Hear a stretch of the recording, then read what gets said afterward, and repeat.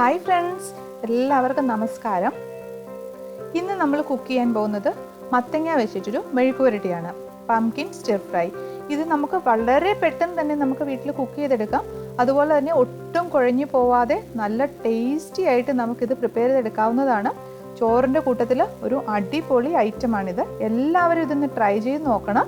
ഇനി നമുക്ക് പ്രിപ്പറേഷനിലേക്ക് കിടക്കാം. ഞാനിവിടെ ഒരു പാനിലേക്ക് കുറച്ച് ഓയിൽ ഒഴിച്ച് കൊടുക്കുന്നുണ്ട്.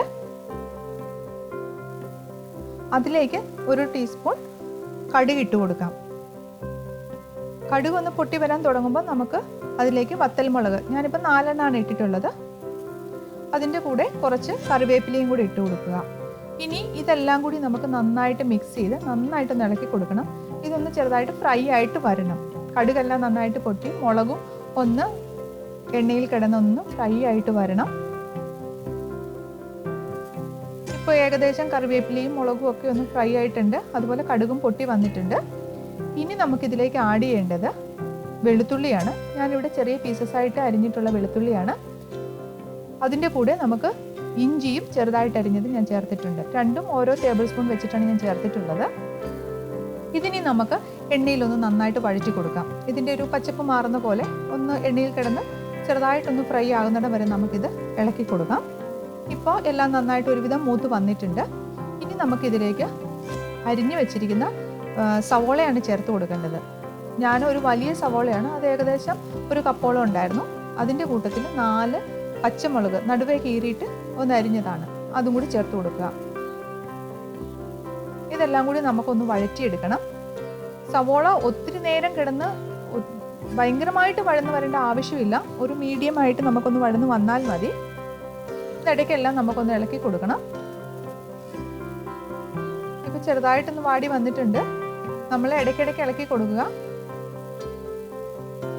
ഇനി അതിലേക്ക് വേണ്ടത് കോക്കനട്ട്, അതായത് തേങ്ങ ചെറുതായിട്ട് കൊത്തി അരിഞ്ഞ് നമ്മൾ പായസത്തിനൊക്കെ ഇടുമ്പോൾ ചെറുതായിട്ട് അരിഞ്ഞു വെക്കുമല്ലോ, അതേപോലെ തന്നെ കോക്കനട്ട് നമ്മൾ ഇതിലേക്ക് അരിഞ്ഞിട്ട് ചേർക്കുക. അത് നല്ലൊരു ടേസ്റ്റാണ്. നമ്മളത് പ്രിപ്പയർ ചെയ്ത് വരുമ്പോൾ അതും കൂടി ചേർത്ത് ഇളക്കി കൊടുക്കുക. കോക്കനട്ടും ഈ എണ്ണയിൽ കിടന്നിട്ടൊന്ന് മൊരിഞ്ഞു വരണം. അത് സവോളയുടെ കൂട്ടത്തിൽ കിടന്ന് നന്നായിട്ടൊന്ന് മൊരിഞ്ഞു വരും. ഇനി നമുക്കിതിലേക്ക് പൊടികളാണ് ചേർക്കേണ്ടത്. കൊറിയാണ്ടർ പൗഡർ 1 ടീസ്പൂൺ ചേർത്ത് കൊടുക്കാം. പിന്നെ ചില്ലി പൗഡർ തന്നെ 1 ടേബിൾ സ്പൂൺ ചേർക്കുന്നുണ്ട്. നിങ്ങളുടെ എരിവിനനുസരിച്ച് മുളക് പൊടി ചേർത്ത് കൊടുക്കുക. നമ്മൾ കുറച്ച് പച്ചമുളക് ഇട്ടിട്ടുണ്ട്. ഇനി മഞ്ഞൾപ്പൊടി 1/2 ടീസ്പൂൺ.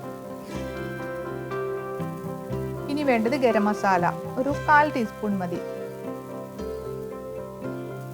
ഇനി ഈ പൊടികളെല്ലാം കൂടി നമ്മൾക്ക് അതിൻ്റെ പച്ചമണം മാറുന്ന പോലെ നമുക്കൊന്ന് ഇളക്കി കൊടുക്കണം.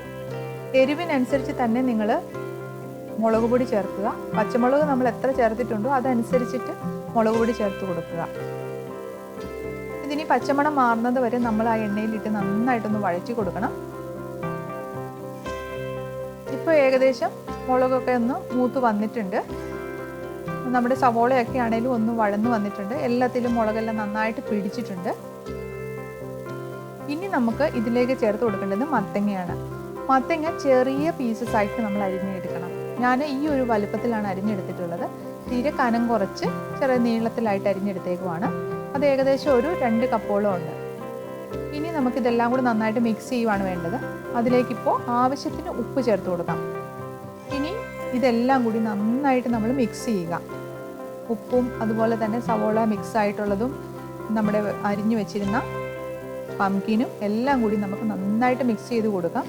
ഇതിൻ്റെ അകത്തേക്ക് നമുക്ക് വെള്ളം ഒഴിക്കേണ്ട യാതൊരു ആവശ്യവുമില്ല. കാരണം ഇത് ചെറുതീയിൽ കിടന്നിട്ട് വേവണം. വെള്ളം ഒഴിച്ചു കൊടുത്താൽ എന്താ പറ്റുകയെന്ന് വെച്ചിട്ടുണ്ടെങ്കിൽ ഇത് കൂടുതൽ അങ്ങ് കുഴഞ്ഞു പോകും. നമുക്ക് അങ്ങനെയല്ല വേണ്ടത്. കുഴയാതെ തന്നെ നമുക്ക് മെഴുക്കുവരട്ടി നല്ല മൊരിഞ്ഞ് നല്ല ടേസ്റ്റി ആയിട്ട് കിട്ടണം. ഒട്ടും കുഴഞ്ഞു പോകാൻ പാടില്ല. അതുകൊണ്ട് നമ്മൾ ഇത് അടച്ചു വെച്ച് തന്നെ വേവിക്കുക. അടച്ചു വെച്ച് ആവിയിലിരുന്നിട്ട് വേവും. ഇടയ്ക്കിടയ്ക്ക് നമ്മളൊന്ന് ഇളക്കി കൊടുക്കുക. ഇളക്കി കൊടുക്കുമ്പോൾ നിങ്ങൾ ഒത്തിരി ഇട്ട് ഇളക്കാൻ നോക്കണ്ട. ഒന്ന് മിക്സ് ചെയ്തെല്ലാം കൂടെ ഒന്ന് ആക്കി കൊടുത്താൽ മാത്രം മതി. ഇത് ആവിയിലിരുന്ന് ആ എണ്ണയിൽ തന്നെ കിടന്ന് വേവണം. അപ്പോഴാണ് അതിന് നല്ല ടേസ്റ്റ് ആവുക. വെള്ളം ചേർത്ത് കൊടുക്കരുത്. ഇത്ര എണ്ണ മതി നമുക്ക്, ധാരാളമാണ്. ഇത് നല്ലോണം മൊരിഞ്ഞ് വരാൻ വേണ്ടിയിട്ട് ഇത്ര എണ്ണ തന്നെ ധാരാളമാണ്. ഇതിൽ കിടന്ന് എല്ലാം കൂടി നന്നായിട്ട് യോജിച്ച് നല്ല ടേസ്റ്റി ആയിട്ടുള്ളൊരു മെഴുക്കുവരട്ടി ആയിട്ട് തന്നെ നമുക്ക് കിട്ടും. ഇപ്പോൾ നമ്മുടെ മെഴുക്കുവരട്ടി ഏകദേശം റെഡി ആയിട്ടുണ്ട്. ഇപ്പോൾ കാണുമ്പോൾ തന്നെ അറിയാം ഒട്ടും കുഴഞ്ഞു പോയിട്ടില്ല. ഇത് നല്ല ടേസ്റ്റാണ്. എല്ലാവരും ഇതൊന്ന് ട്രൈ ചെയ്ത് നോക്കണം. ഇപ്പോൾ ഇതിൻ്റെ അകത്ത് പംകിൻ്റെ പീസസ് അതുപോലെ തന്നെ കിടക്കുന്ന കാണാം, കുഴഞ്ഞു പോവാതെ. അതുപോലെ തന്നെ എല്ലാ മസാലകളും എല്ലാ പീസസിലും നന്നായിട്ട് ജോയിൻ ആയിട്ടുണ്ട്. നമ്മൾ ഒട്ടും വെള്ളവും ചേർത്തിട്ടില്ല. നല്ല ടേസ്റ്റ് ആയിട്ടുള്ള ഒരു ഐറ്റമാണ്. പെട്ടെന്ന്, വളരെ പെട്ടെന്ന് തന്നെ നമുക്ക് കുക്ക് ചെയ്തെടുക്കാവുന്ന ഒരു ഐറ്റമാണ്. അതുകൊണ്ട് എല്ലാവരും ഇതൊന്ന് ട്രൈ ചെയ്ത് നോക്കണം. ട്രൈ ചെയ്ത് നോക്കി നിങ്ങൾക്ക് ഇഷ്ടമായിട്ടുണ്ടെങ്കിൽ നിങ്ങളുടെ ഫീഡ്ബാക്ക്സ് എന്താണെങ്കിലും അറിയിക്കുക. നിങ്ങളെല്ലാവരും ഇതുവരെ തന്ന എല്ലാ സപ്പോർട്ടിനും നന്ദി.